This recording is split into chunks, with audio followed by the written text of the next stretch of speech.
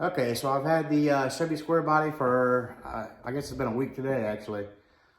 So my first thing I wanted to do is verify what all this thing had in it, because I didn't want to start buying parts or anything and not knowing what's in there. So I'll tell you what I have in it and how I came about verifying it.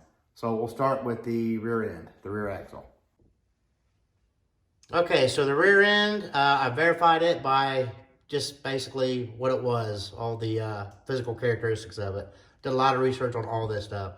So this is a GM Corporate 10.5-inch 14 bolt rear end. And well, it's got 14 bolts along the differential. And I know somebody's gonna say it's not a true 14 bolt because technically 12 bolts are what's retaining the ring gear in there. So just put that out there. But if you're buying parts or anything like that, it's gonna say 14 bolts. So that's what I'm going with. I know somebody's gonna say something.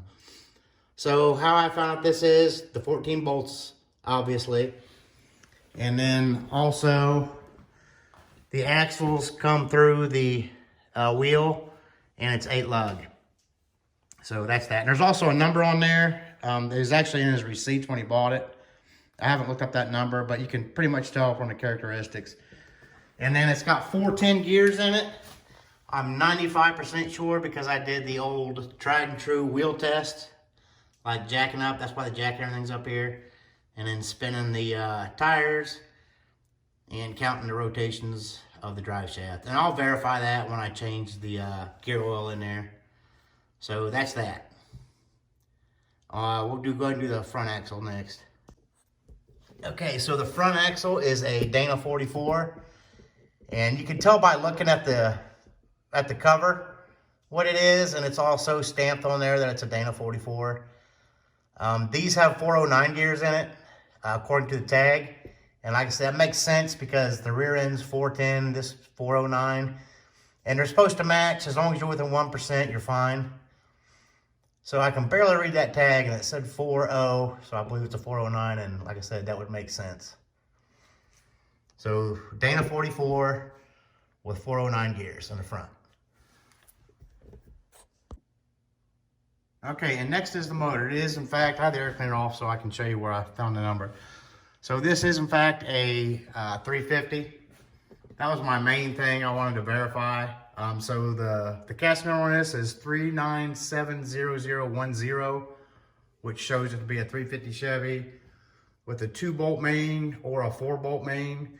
So having the 010 is beneficial because the majority of them were 4-bolt mains. They've also got a 3970014, which is also a 350, 2-bolt and 4-bolt. But the 10, the majority of them were made, according to the casting number website I went with, the majority of them were made with a 4-bolt main. So that's a good thing.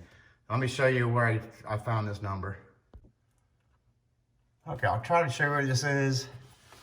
So it's the front of the engine right by the alternator. I got my flashlight. You see that?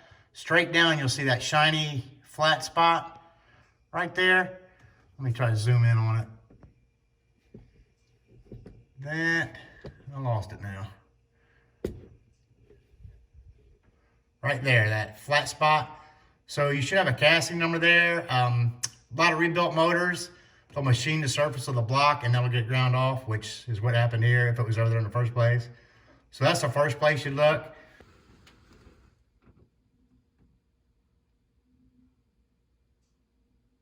So right there, that is. I don't know if you can see that or not. You can barely see the numbers.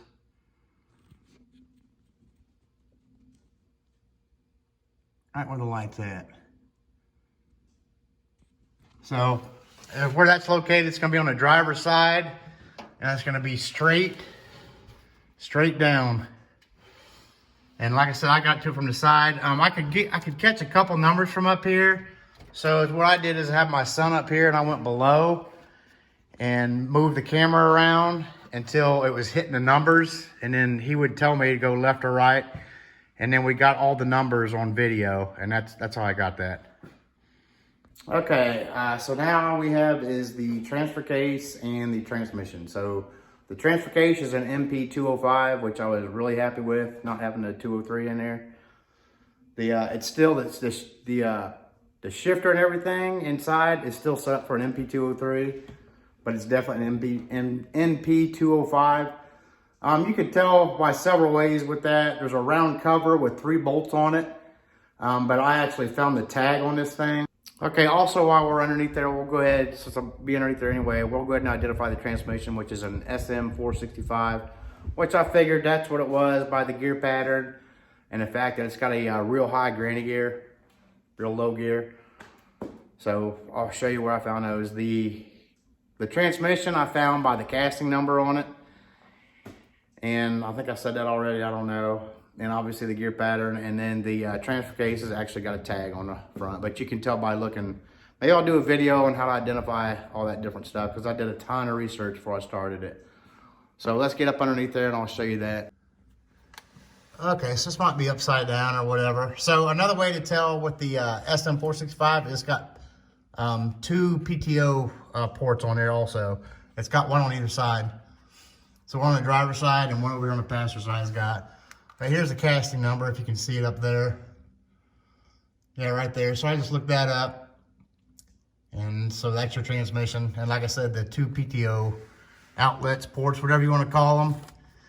And now we'll go to the transfer case. Okay, and there's your transfer case behind the transmission. After cleaning it up, that's what it is. A 205. Okay, so in closing, we do have a 350 Chevy in here.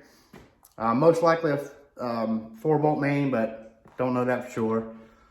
We've got the GM corporate 10.5 inch, 14 bolt, full float, rear axle in there with 410 gears. The front is a Dana 44 with 409 gears.